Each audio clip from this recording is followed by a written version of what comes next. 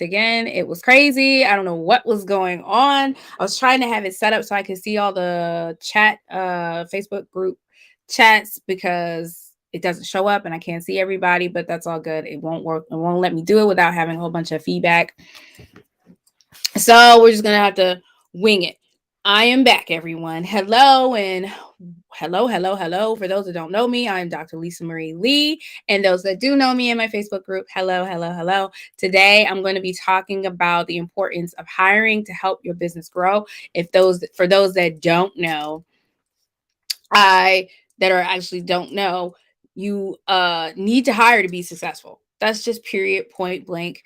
You have to hire. Let me turn my fan on. I hope you guys can hear me. I am getting hot. Okay.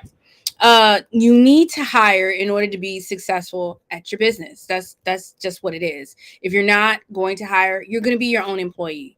You're going to be doing all the marketing. You're going to be doing everything. You're going to be doing all the calls and all the sales, and you're going to be doing all the packaging, depending on what you're selling or whatever it is. You are going to be your own employee. You are going to be an employee to basically working for your own business. You, even if your business is successful, you're still going to be your own employee. You're never going to be able to fully thrive as a CEO, period. You are not a CEO if you do not hire. That's just point blank, period. If you do not hire, you are not a CEO. You are an employee. You are a worker. Yes, the business may be yours, but you are a worker of your business. You are not a leader of your business because you are not leading anyone. So, what you need to do, the first steps, as far as the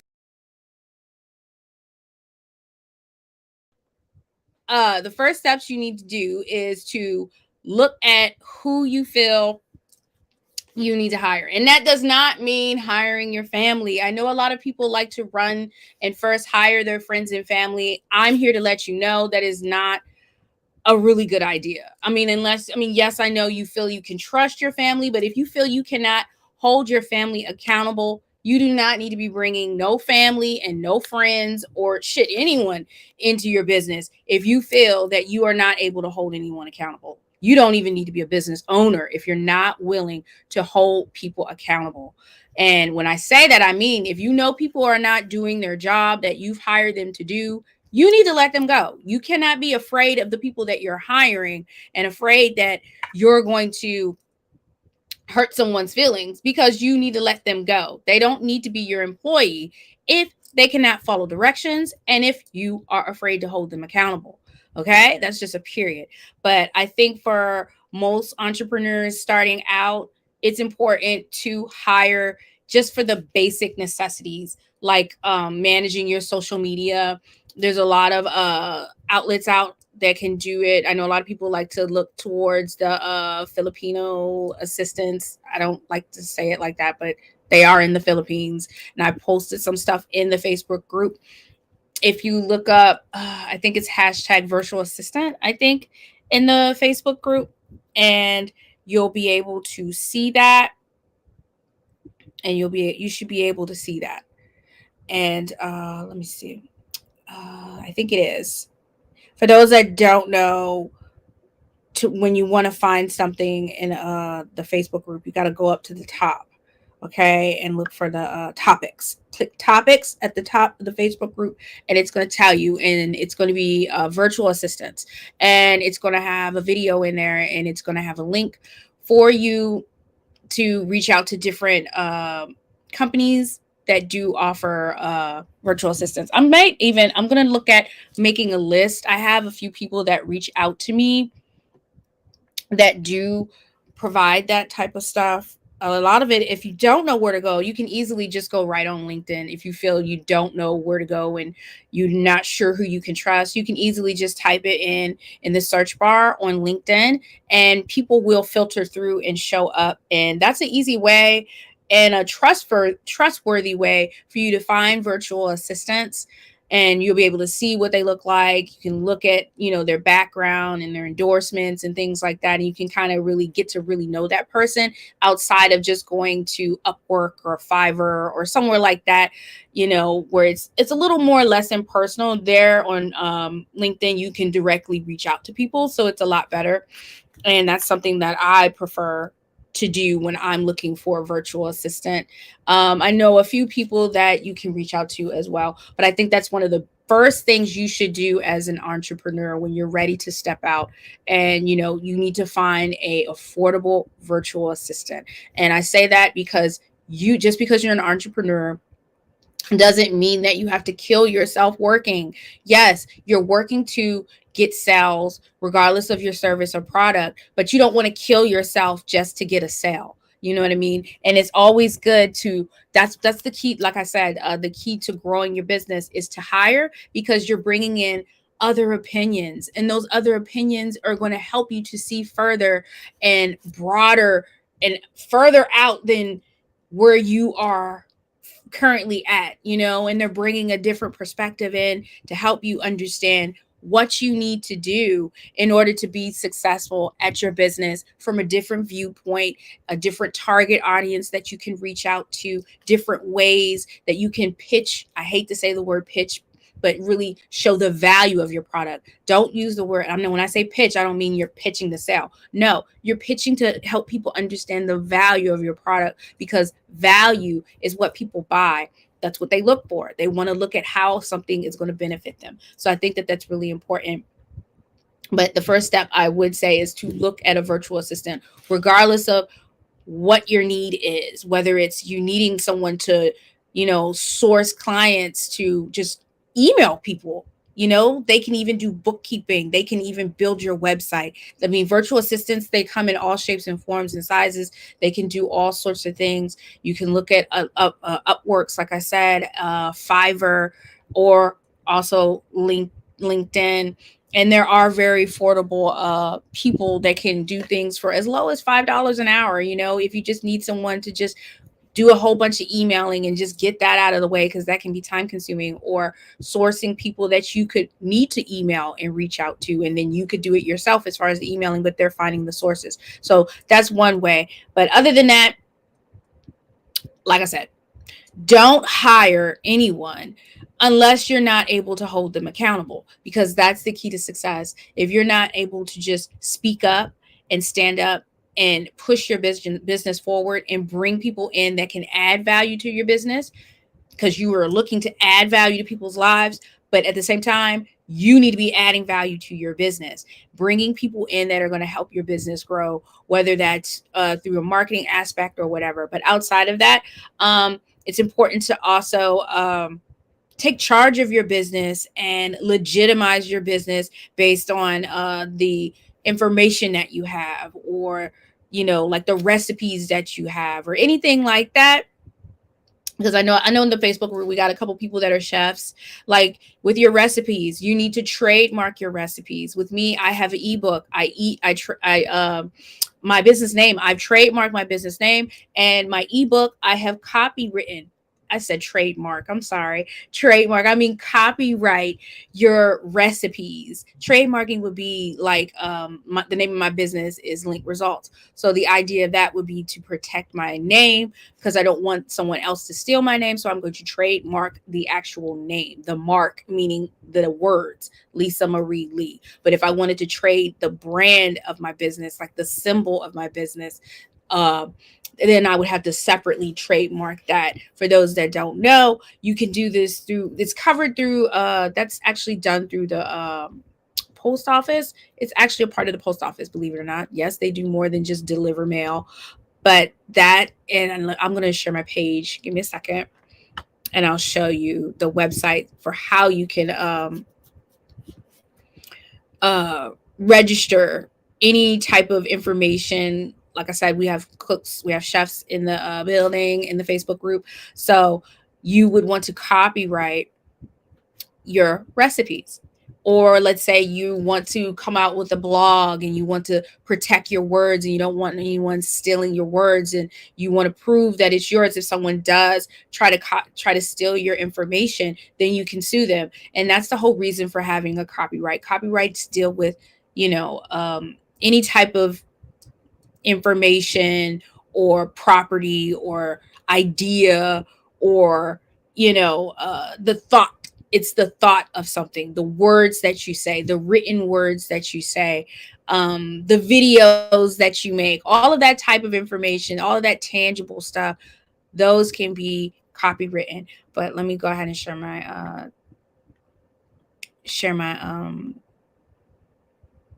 screen, my tabs, so that you can see where you can go. 1 second. All right, guys, 1 second. So you would go to, let me scroll up. You would go to copyright.gov, okay? And then you would scroll down here to register your works. And you also right here, it'll tell you the fees. It used to be, I think it's $65 now. 1 second, and there we go. And then you go down here and you want to register right here. You want to log in here, and that's where you're going to register. Let it open up. This is where you're going to go to do, and then you're going to create your account. And then within there, you're going to go through the whole process to copyright. So let's say you're wanting to do just a basic, you're wanting to do, let me go back in so you can see it again. Saying you want to trademark. If you want to learn more about it, pre-registered works, because you can register your work and you can pre-register your work, and you can also submit everything. And when you go through there, you're going to be able to submit it and pay for it all at once. I'm using Google Chrome, so I can't remember my login information. I have everything saved on the other side, but to show you how to show you the whole process. But that's how you do it. Let me see. I might be able to show you on a different tab. But that's what you want to do. You want to be able to go in and do that, and that will help you to protect your brand. I'm going to see if I can log in real quick. See, because I can't remember. I should have had myself already logged in, and then you guys could see what it is. But if I'm logged in here, and I can show you the back end of it, what it looks like and how it works, is pretty straightforward for the most part. There's so many nuances to this government stuff, different things that you have to do to be able to get within. Let me see. I can't remember. Let's see. But yeah, I can't find it right now. I'll just make another video for you guys, because this was kind of on the whim of me logging in so you could see what I'm talking about. But I will make another video sharing my actual screen, because I have some stuff that I do need to copyright. I'll just give you an example. I'll go ahead and open that up so you can see. I have a white paper that I just created, and this is something that I use to pitch to corporate clients. I have it in slide format, and it just talks about my ideas. So I'm talking about what I think about something versus having let me open it up, versus me pitching to a business. I hate the word pitch. That's another reason why I say I don't like the word pitch, because wait, There we go. Sorry, had to close that out. I don't like the word pitches because people don't like to get sold to. I don't know if I talk about that a lot. I know when I'm doing business with people, I don't need you to sell to me. I don't need you to upsell me. I don't need you to give me a sob story. And I hope you guys aren't doing that. Don't fall into that trap, because if somebody really wants to do business with you, they're talking to you for a reason. You don't need to upsell them. You don't need to give them a sob story just because you want people to hear what you have to say and you want to lock in a sale. If someone's speaking to you, they're already interested. You don't need to go into all these little pitches and stuff that people teach people how to do now and all this and that, with trying to get people to sign into these groups and coaching programs and things like that. And they'll go into this winded emotional story. I don't need to hear that emotional story. Personally, I don't need to hear that. And there's a lot of people that don't need to hear that. There's so many programs out nowadays that you don't need to hear that type of stuff. So please don't do that. Just show your value. Just stick to showing your value, and everything else will fall through. Okay? Well, let me go ahead and show you what I'm talking about and show you how I get these damn clients, because I gets it done, honey, and I don't be playing around with it. All right. I want to show a window. No, I don't want to show it. Would it be my entire screen?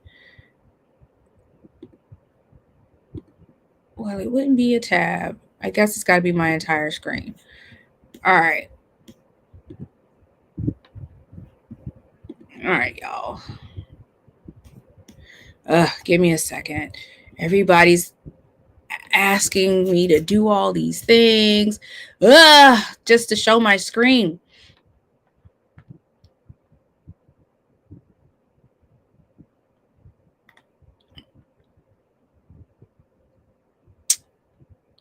Okay. All right, 1 second. It's got me going through all of these hoops and bounds just to show you how I get this done. It's crazy. Where are we at?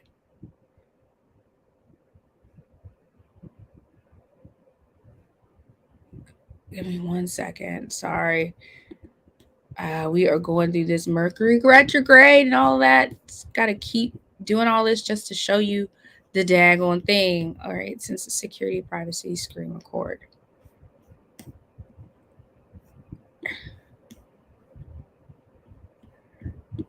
1 second. Give me a second. Security, privacy.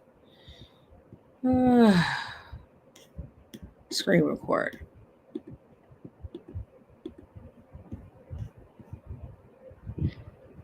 Let's see. Oh God, why is this so dramatic? Doesn't look like it's gonna let me see it. Let me show it. So I'm gonna upload it into here and to do it right here.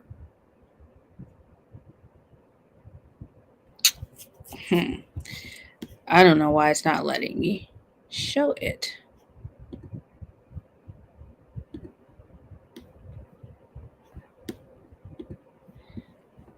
So that I can show you guys. I don't know why it's not letting me do it. It's getting on my nerves, because I would like to show you guys what I'm talking about. And then you could know what I'm talking about. But it's not letting me do it, which is ridiculous. So we're going to go in Canva and do it that way, because this is dramatic for no reason.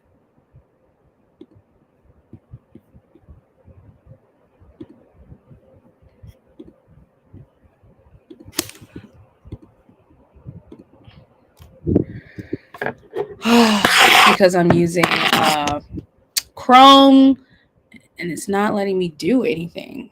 It's ridiculous. 1 second.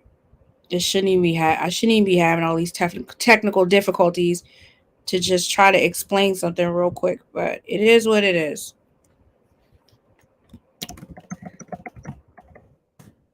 Just so you can see what I'm talking about. So we're going to just open it with the tab and you can see. No, get out of here. All right, in the present. All right. So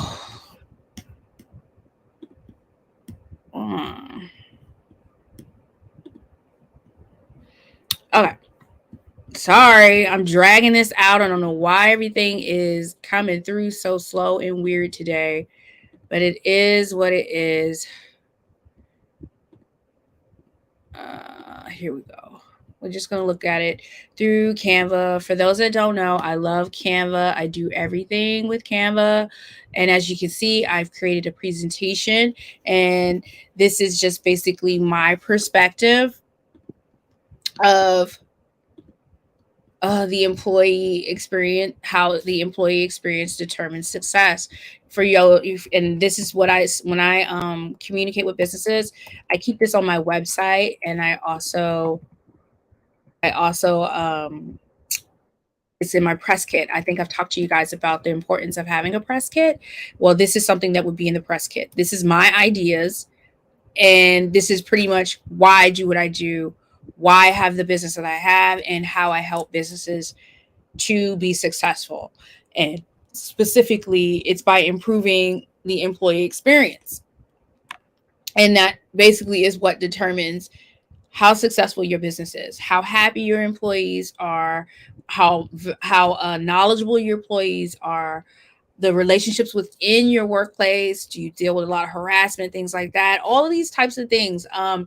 Do you listen to your employees to understand what issues are going on in the workplace, to know, how happy employees are? All of that is based on the employee experience, and basically that determines success. And hence why I'm telling you, you have to be careful of how you hire and who you hire, because if you're hiring the wrong people, your business will not be successful, basically. And this is pretty much what I pitch. As I say, if you look, 166 billion yearly is spent on leadership development. That's because people hire people that don't know how to be leaders. These companies hire people, and then they train them to be a leader, or they train them on their idea of what leadership is. And this is why I'm telling you to be careful of who you hire, because if you're not careful of who you hire, you're going to hire the wrong people. And then you just got a whole bunch of people in your workplace, and no one knows what they're doing. Everyone's afraid of their boss, and they don't want to say anything. And the boss is running around causing havoc in the workplace, or you even just the leader in charge. You're working for a tyrant, and the person is crazy, and you feel like, why am I at this job? That's how the employees are feeling. And so you wonder why things aren't getting done, because they hate you. They hate you. They don't trust you. And you don't know that they hate you because they're too afraid to tell you. And you don't want to create an environment where you can't take any criticism and have people to speak to you and let you know that they just hate you. And you need to understand why. Because if you can't have workers that like you, if you don't know how to have a workforce that likes you, your business is not going to be successful. So regardless, I say all of this to say, please hire appropriately and be effective at it. Not a tyrant at it, but effective. If people are not able to do what needs to be done, let them go. If they are capable, but there are issues and things are not getting done, you need to investigate why. The issue could fall on you. The issue could fall on equipment or rules that you have in place that are hindering them from being effective. Not that the rules are bad rules, but they might be outdated. There's new softwares out here, and you might want them to do one thing, and there has a new software where they could do another. So it just could be the smallest of things. So that's why it's important to investigate. But this is what I do. All of this that I'm talking about, I put it in written form because I'm a consultant, and then I hand that out. I hand this out for free. This is free knowledge that I'm handing out to different people, different HR personnel, or suppliers, or excuse me, not suppliers, but buyers of companies. And I hand this out. I pitch to them, but I'm not pitching to them. I say pitch because everyone likes to say that, but I'm not pitching to them. I'm looking to give them knowledge. I'm showing them value. And so if you do services type work like me, you would want to create something like this that explains what your business does, why your business does it, and how it can be of value to that customer that you're trying to reach. So I think that that's something that's very important. And even if you don't have even if you provide a product, you can create something like this as well. And you can also create a brochure. I have a brochure too that I created. Let me find it. Let me open it up, and then I'll share that with you as well. But all of these things, they're just really important, and they're great for helping you to just really inform. And it's also good because it allows you to hire the right people as well, going back to hiring the right people, because they see the type of work that you're doing, and they see the type of service that you're providing. And so there, that helps to draw the right people as well. When you have these different things, these different kinds of press information and stuff like this is a brochure that I created. And I also give this to, I have this brochure, and then I'll have the presentation, which is really most people will call it white paper, but I don't do that. I don't like that nerdy way of doing it. So I rather have awesome templates and vibrant colors in a presentation form, and then I hand out the slides. And then I also will hand out this brochure as well. I like to make sure that they have all the information that they need to learn about my business. See, I go through my company profile, 2 reasons why you should choose me over my competitors, and then I talk about my service. I keep it easy, cute, and everything. And basically, I help to earn employee trust and enhance well-being. That's pretty much what I do. I help to maximize the value of employee performance. And I have my information and everything so people can find me. And there's no runaround of what the type of service that I provide, because what I do is totally different than what other HR consultants do. So that's why it's important for you to have stuff like that, because then everyone will know the type of things that you do and the type of service that you provide. And it won't be you know, it won't be confusing as to what you do, because I get that all the time. People will ask me, well, what do you do? And I'll be like, I'm an HR consultant. That's what I do. And most people will still not understand what I do, because they're going to automatically think that I focus on hiring. Yes, I can help you to hire, I can help you to source, but my goal is not just for you to hire. My goal is for you to have longevity with the employees that you do have. And that's something that's very rare nowadays, because people love to jump jobs. That's just the natural thing nowadays. It doesn't matter how much you put into employees to help train them, they're going to want to move on if the company is not willing to invest in them. And a lot of companies just don't invest in people like how they used to, because people already know that they have different goals and they want to do different things. So my job is to not only help you have longevity with employees for the longest of time, but to make sure that their experience while they are with you is an advantage for your company. So even as people move on, more people will want to come in. So no one is afraid to work for your company and be an asset for your company. So that's pretty much my goal for helping people and the information that I provide. I hope it is beneficial to everyone. Okay. I'm gonna come back on again. I hope that this really, really works. I'm gonna do another video of actually logging into the copyright. For some reason I can't find my information, and I've cleared all my caches, so I cannot find I can't remember my login. I know I have it written somewhere. Let me see. I might have it. Oh, no, I do have it. But let me log in, and then while I'm on here, since I'm talking about it, let me go ahead and knock out 2 birds with 1 stone and show you. So let me log in real quick on here. Hopefully, I haven't logged in so long. Hopefully it won't try to make me update my email, because you know how government websites are. If it tries to make me update, we'll just come back to this later. And it's acting like I can't. Oh wait, let's see. The website is acting slow. Let me see. Maybe I can't tell if I typed that in wrong. Let me slow down.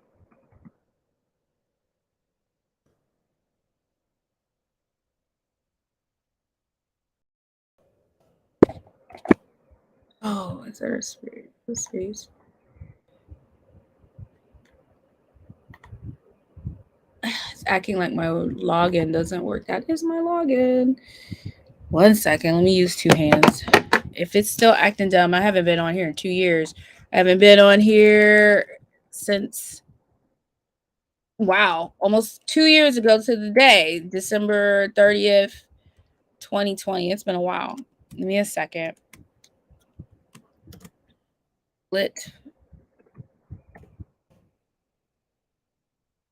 If I can't get in, then just do another video. It wants me to reset. Yep, it wants me to reset my password because I've been doing this. I haven't done this in so long.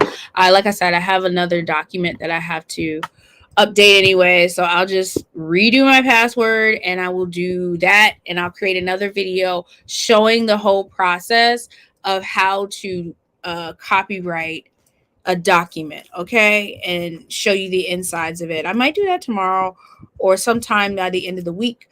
But for those that want to copyright their information, please do. It is very important. It's in very, I mean, even with like the presentations, my press kits and all of that, I copyright that as well. Now I'm not as stringent as some people. They will copyright their YouTube videos and all that type of stuff. They copyright everything. I haven't made it that far to want to do all of that yet. I probably will later on down the line. I feel like a lot of the information that I do give, a lot of other people give, so I'm not too much worried about anyone really taking my idea at the moment. Now, if I was going to go into my own typical way of how I do business and things like that on YouTube, then yes, I would copyright my stuff. I would copyright my videos before I put them out. But so that you guys know what the website is again, I'm going to go ahead and go back. Give me a second. It's this one. Hold on one second. So everyone knows. Let me open it back up. There it is. It is, and I will put the link. I will put the link also in the Facebook group so that people can check it out. But as you can see, it's the e-service. But all you have to do is go to copyright.gov and then you scroll down. Let me back up. So you go to copyright.gov and then you go to registration. So let me back up again. So you start out at copyright.gov. You scroll down to register your works, learn more, and see this takes you to all the registration portal information. They even have information up here to show you how to register unpublished works and things like that, different how-tos and videos. And this right here is to tell you the different types of work, because there's different types of work that you can register, you know, based on if it's a manuscript or a book or music and videos and things like that. But mine is just a basic document. It's not a whole ledger of stuff. So, but I will go into that. So you just click that registration and it's going to take you into where the portal will be, and you will either click here to register if you're a new user, or right here to log into your account, and then you go through the whole process. I'll create another video in the future to show you guys how I did that. But for now, I think that's enough. I've been going through so many technical difficulties, so it's just crazy. I'm just glad I got it to work right. I don't know what's going on. Everything is just madness today. I'm just glad I got to come on live and give you guys a little bit of information. I will make sure to put all that information in the Facebook group, and I'll double back and I'll do that on YouTube as well. And for now, talk to y'all later. Thanks for hanging in. Bye.